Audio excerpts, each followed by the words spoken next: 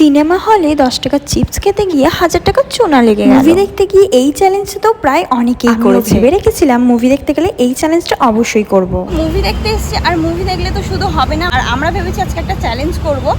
এই চ্যালেঞ্জটা যদি আমি জিতে যাই তাহলে কি দিবি বল? আচ্ছা, তুই এই চ্যালেঞ্জটা জিতলে আজকে 500 থেকে 1000 টাকার মধ্যে শপিং।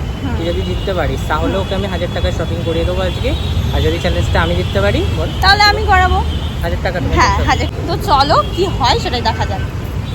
বাবাইদা আর আমি আজকে মুভি দেখতে চলে এসেছি। চ্যালেঞ্জের কথা তোমরা শুনলে, সেই চ্যালেঞ্জটা হলের মধ্যে লুকিয়ে চিপস কুরকুরে চকলেট যদি খেতে পারি তাহলে আমি জিতে যাব। ও এখন চলে এসেছি বাথরুমে, আর আমার হাতে এটা কি দেখো, আমার প্রচন্ড পরিমাণে ভয় লাগছে। আর সত্যি বলতে এইরকম চ্যালেঞ্জ আমি কখনো করি। অনেকটা এক্সাইটেড তো বটে, কিন্তু প্রচন্ড পরিমাণে ভয়ও লাগছিল। আগেই চিপস আর কুরকুরে হাওয়াটা বার করে দিয়েছিল। এবার এইগুলোকে লুকিয়ে নেওয়ার পালা। চেকিং এর পরেও আমরা ধরা পড়িনি, কিভাবে বার করে খাবো সেটাই ভাবছিলাম। তবে ইন্টারভেলের পর হলটা অনেক ফাঁকা হয়ে যায়, তো আমি কিছু চকলেটস বার করে খাই। টুকলি এনে ধরা না পড়লে যতটা খুশি হয়, আজকে আমি তার থেকেও বেশি খুশি হয়েছি চিপসটা এনে ধরা না। সত্যি বলতে সববারে যদি এইরকম করা যায় তাহলে অনেকটা টাকা কিন্তু বেঁচে যাবে। পার্ট এরকম কেউ করতে যেও না, যদি ধরা পড়ে যাও আমার কিন্তু দায় না। মুভিটা শুরু হয়ে গেছে, এখন একটা করে চকলেট খুলছি আর একটা করে চকলেট খাবো। সত্যি বলতে মুভি দেখতে দেখতে চকলেটস খাওয়ার মজাটাই আলাদা। এবার আস্তে করে চিপসের প্যাকেট, যখনই আমরা চিপসের প্যাকেটটা খুলি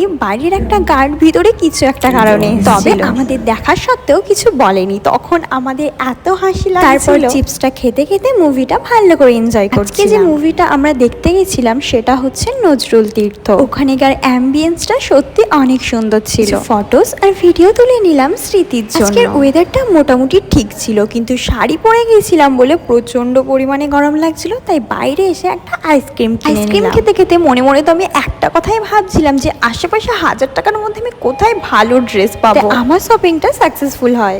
তোমরা তো দেখতেই পেলে চ্যালেঞ্জটা আমি জিতে গেছি, অর্থাৎ সিনেমা হলের মধ্যে ক্যাডবেরি আর চিপসটা আমি খেতে পারি। তাহলে চ্যালেঞ্জ অনুযায়ী আমি কি পাবো বল?